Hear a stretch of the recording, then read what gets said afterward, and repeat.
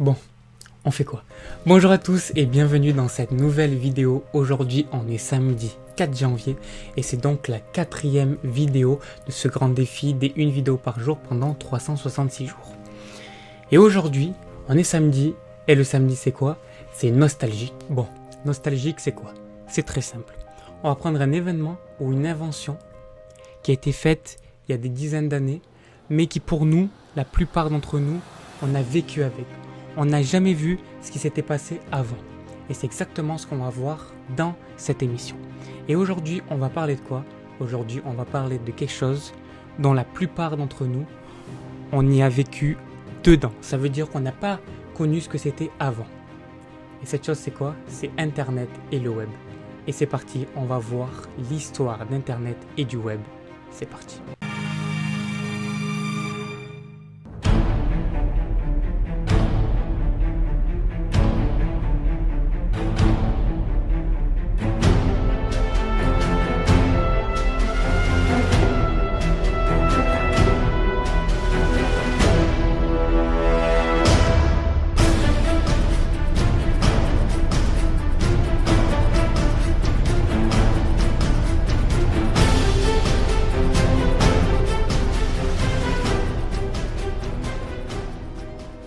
Pour commencer, qu'est-ce qu'Internet? Aujourd'hui, vous demandez à n'importe quel jeune qu'est-ce que c'est Internet et il va vous répondre. Mais la plupart du temps, il va faire un amalgame. Il va vous expliquer ce qu'est le web, mais pas ce qu'est Internet. Et la plupart d'entre nous ont fait cet amalgame-là. Pourquoi? Parce qu'on pense que Internet et le web, c'est la même chose, mais pas du tout. C'est pour ça que dans cette vidéo, on va voir ce qu'est Internet et juste après, qu'est-ce que le web. Donc Internet, c'est quoi? C'est très simple. C'est un réseau de partage mondial. C'est-à-dire c'est un réseau d'interconnexion, c'est de là que vient le mot Internet, c'est une interconnexion qu'il y a entre les milliers, les millions d'ordinateurs qu'il y a dans le monde. Pour vous expliquer, c'est très simple. Quand vous avez un ordinateur chez vous, votre ordinateur est connecté à un routeur. Ce routeur vous permet d'avoir Internet. On parle aussi de box. Quand vous êtes connecté à cette box, toutes les boxes sont interconnectées, elles sont connectées entre elles. Et la box a, elle, une adresse IP. Vous aussi, sur votre ordinateur, vous avez des adresses IP. Qu'est-ce qui se passe quand vous naviguez sur Internet? C'est très simple. Quand vous vous connectez à Internet, votre box, elle, va venir prendre le signal de la connexion grâce à ce qu'on appelle un FAI, F-A-I, un fournisseur accès à Internet. Vous en connaissez plein comme SFR, Orange, Free, Bouygues, il y en a plusieurs en France. Et ces fournisseurs accès Internet vous donnent des box. Ces box-là sont connectées à Internet. Et vous, comment vous faites pour récupérer cette connexion? C'est très simple, avec votre ordinateur ou votre téléphone, vous vous connectez en Wi-Fi ou avec les câbles Ethernet. Donc, ce modem, cette box a une adresse IP. Cette adresse IP-là est unique. Et vous, votre ordinateur a une adresse IP aussi qui est différente. À quoi sert tout ça? C'est que votre ordinateur, si par exemple votre frère, votre soeur ou quelqu'un qui a dans la famille, cette personne aussi a un ordinateur, tous vos ordinateurs vont être connectés ensemble et seront reliés sur le modem. Donc du coup, il y aura votre adresse IP et toutes les adresses IP qui sont connectées à ce modem. Ce modem, lui, a une adresse IP également et tous les modems entre eux dans le monde entier sont interconnectés. C'est ce qui fait que les informations peuvent transiter entre elles. Alors comment a été inventé Internet? Quand on pense à Internet, comme je vous ai déjà dit, la plupart d'entre nous, on est né et il y avait déjà Internet. On ne peut pas s'imaginer comment c'était avant, mais surtout comment des gens ont eu l'idée de créer ça. Parce que ce qu'on oublie, c'est que derrière toute invention, il y a des personnes. Et du coup, Internet, ça a été créé comment et par qui? Tout a démarré avec Paul Hotley, qu'on surnomme aussi le précurseur d'Internet. Paul Hotley est né en 1868, à une époque où Internet et même les ordinateurs n'existaient même pas encore. Paul Hotley est un bibliographe et ce qu'il a créé dans sa vie, c'est des choses qui vont très vite nous faire penser à Internet. Il a notamment créé la classification décimale universelle, dit aussi CDU. C'est quoi? C'est en fait un gros livre où à l'intérieur est référencé tous les types de livres qui existent. Par exemple, le 0, c'est science. Le 1, c'est nature, etc. etc. Ce n'est pas les vrais chiffres, c'est juste pour vous donner un ordre d'idée. Et ça sert à quoi ça? Ça sert dans une bibliothèque à classer tous les livres. Donc quand vous allez après dans une bibliothèque, vous avez les livres et en plein milieu des livres, il y a des intercalaires avec des numéros qui sont écrits dessus. Et ces numéros-là, quand vous regardez du coup dans ce grand livre, dans ce CDU, vous pourrez voir à quoi correspond ce nombre. Et ce nombre correspondra à une catégorie. Et ça permettait en fait de classifier des milliers et des milliers de livres pour se retrouver plus facilement. En 1895, il a également créé le répertoire bibliographique universel, qui recensait tous les livres qui ont été écrits depuis le début de l'histoire. Il en a recensé plus de 400 000. En fait, Paul, ce qu'il voulait, lui, c'est que tout soit connecté, qu'on puisse avoir accès à l'information que l'on veut. Et il voulait faire tout ça déjà à l'époque, déjà en 1890. Mais il eut l'idée d'Internet en 1934. Il parlait déjà de réseau à l'époque, en 1934. Et il disait qu'il voulait une encyclopédie universelle et perpétuelle, ayant pour collaborateurs tous les savants de tous les temps et de tous les pays. En fait, il voulait faire exactement ce que l'on a aujourd'hui. Réunir toutes les informations qu'on peut avoir dans le monde et tous les savants avec les personnes qui veulent connaître cette information. La seule façon d'avoir de l'information, la seule source d'information qui existait, c'était les livres. Et il a également dit que perfectionner le livre, c'était perfectionner l'humanité. Et il a eu tout à fait raison. Car aujourd'hui, avec Internet, on a toutes les informations que l'on veut. Dès qu'on a un mot qu'on ne connaît pas, on cherche sur Internet, on regarde sur Wikipédia et on a la définition de ce mot. Qu'à l'époque, il fallait ouvrir un grand livre qu'on appelle un dictionnaire. Je ne sais pas si certains d'entre vous ont connu ça. Je rigole bien sûr. Un grand livre, le dictionnaire, et il fallait chercher à l'intérieur avec les lettres, alors qu'aujourd'hui, il n'y a plus besoin de fournir cet effort. Il suffit juste de taper le mot dont on veut connaître la signification ou même juste connaître l'orthographe et on le trouve en quelques secondes. Alors qu'avant, il fallait chercher dans ce grand livre, chercher les lettres, etc. C'était vraiment désastreux, c'est pour ça que la plupart du temps, on ne le faisait pas. Et il réunit toutes ces idées qu'il avait eues d'échange de données dans son livre qui se nomme Traité de documents, qui a été créé en 1934. Et un bel hommage qui lui a été rendu, c'est qu'en 2012, au World Science Festival, on lui a accrédité la création d'Internet, ou plus précisément la thèse que l'idée d'un accès universel à la connaissance a été créée et pensée par lui. Donc comme vous l'avez compris, Paul Hoteley a été un précurseur, mais lui-même n'a pas connu de son vivant Internet, car il est décédé en 1944. Mais c'est lui qui a déjà donné quelques pistes pour Internet. Les vraies personnes qui ont réfléchi et mis en pratique l'idée d'Internet sont Leonard Kleinrock, Joseph Licklider, Lawrence Robert. Voilà, et c'est ces trois personnes qui ont inventé Internet. Comment ça s'est passé? Tout commence en 1961 lorsque Leonard Kleinrock du Massachusetts Institute of Technology publie le premier texte théorique sur la communication de paquets. Alors avant d'aller plus loin, qu'est-ce que la communication de paquets? La communication de paquets, pour vous la faire très simple, c'est une manière de distribuer et d'envoyer de l'information en les envoyant sous forme de paquets. C'est-à-dire qu'au lieu d'envoyer l'information compactée dans un seul bloc, on va les envoyer par petits paquets un après l'autre et ça permet d'un traitement de l'information beaucoup plus rapide. Comparé à la commutation de circuit qui est elle beaucoup plus longue car elle envoie les paquets en bloc. Elle est notamment utilisée lorsque l'on téléphone. En juillet de la même année, Licklider crée également des textes décrivant les interactions qui pourraient se passer entre des ordinateurs qui seraient connectés. En 1964, une petite révolution commence à se créer dans le monde de Internet, et plus précisément dans le monde de connexion entre ordinateurs. Et en 1964, Leonard Kleinrock publie son premier livre sur le sujet. Et en 1965, va se créer la première connexion entre ordinateurs à longue distance.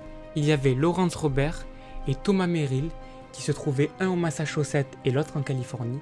Et ils ont réussi à s'envoyer un signal et plus précisément un mot d'une ville à une autre. Et à l'époque, c'était une vraie révolution. Mais ce qui s'est passé, c'est qu'ils ont seulement pu envoyer 2 lettres du mot qu'ils voulaient envoyer. Le mot qu'ils voulaient envoyer, c'était le mot login. Et ils ont réussi seulement à envoyer le L et le O parce qu'arrivé au G, les serveurs ont craché. Car ils avaient utilisé le mode de commutation de circuit et non celui de commutation de paquets. En 1965, Robert est engagé à la DARPA pour fonder l'ARPANET. L'ARPANET, c'est l'ancêtre d'Internet. Il commença à publier ses plans de l'ARPANET en 1967. Et en publiant ce texte, il rencontre deux groupes de chercheurs qui vont le rejoindre dans le projet. En fait, ces deux groupes de chercheurs, eux, avaient déjà, dans le passé, en 1962, donc encore plus avant-gardiste que je vous rappelle que là, on est en 1967 à l'heure où se passent les faits. Et eux, ils avaient déjà travaillé sur un moyen de transmission par paquet pour l'armée américaine. Le but était de pouvoir tenir des communications en cas d'attaque. Et tout ça pouvait uniquement se faire par des réseaux non centralisés, exactement ce qu'est aujourd'hui Internet. Et petite anecdote également, Internet a été également aussi de base créé pour faciliter l'échange entre chercheurs. Quand il y avait des chercheurs scientifiques qui faisaient donc des nouvelles thèses, pour les envoyer plus facilement, pour qu'ils mettaient moins de temps à arriver et pour communiquer avec les différents chercheurs dans le monde entier, ils voulaient justement ce réseau-là qui permettait d'envoyer les informations. C'est de là, de base, qu'est venue l'idée d'Internet. Mais ces groupes de chercheurs ont fait des découvertes uniquement théoriques et ont laissé vite tomber l'idée. Donc en 1966, quand ils ont rencontré Robert, ils se sont dit que c'était le moment de se replonger dans ce projet. Et en août 1968, c'est la consécration.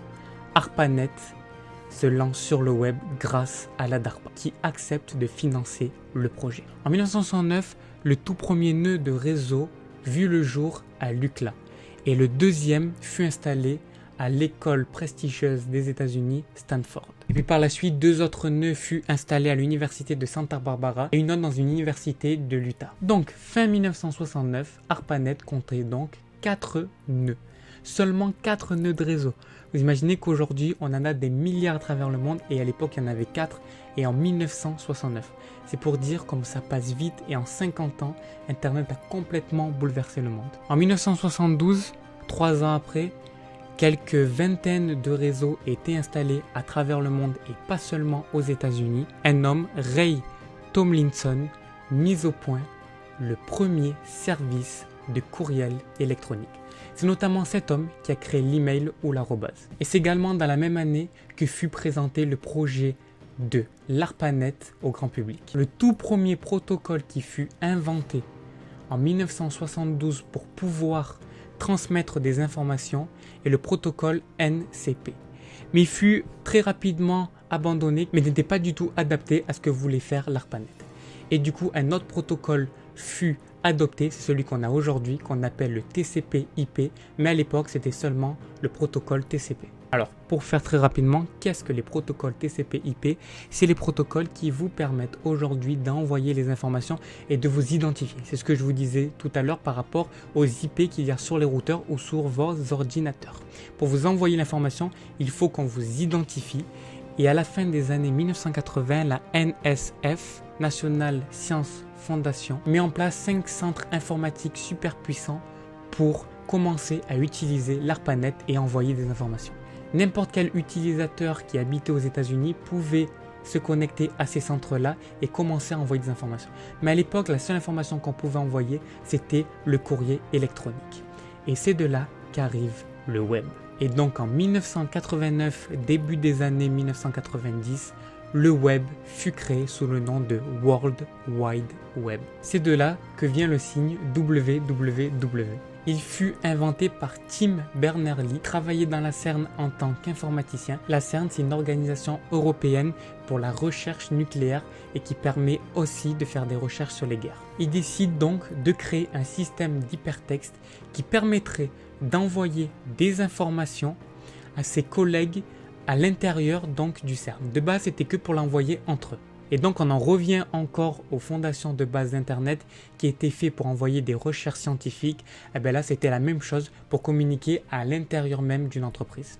Il décide également d'utiliser le même protocole qui était utilisé pour l'ARPANET, qui est devenu par la suite Internet, qui était le protocole TCP/IP. Et donc, la même année, il crée le tout premier navigateur web qui s'appelait, attention comment ? World Wide Web, exactement le même nom qu'il a donné au web. Dans la même année, Tim décide de léguer son invention au grand public et de le mettre en tant qu'open source. En gros, il voulait que le web n'appartienne à personne. Il voulait qu'il soit gratuit et accessible à tous. Et merci pour ça, parce que sinon vous ne pourrez pas regarder cette vidéo. Et la société qui vient bouleverser le monde du web, c'est la NCSA qui est un navigateur web qui va créer les codes des navigateurs web avec l'interface graphique que l'on connaît aujourd'hui. Par la suite, un autre navigateur web, et c'est celui qui va être utilisé pendant une dizaine d'années sur le web et créé, c'est Netscape. Et en 1995, Microsoft décide de révolutionner le web en créant MSN. Et retenez bien ce sigle, et de toute façon vous devez le connaître parce que MSN, on va en parler très rapidement dans un nostalgique.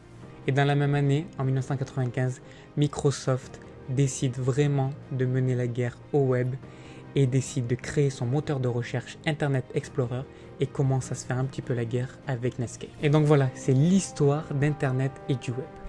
J'ai quelques anecdotes, donc c'est pas terminé. Également 2-3 petits trucs à vous dire. Déjà, le web donc est une application d'Internet. En fait, Internet c'est tout simplement le réseau qui permet de relier tous les ordinateurs entre eux.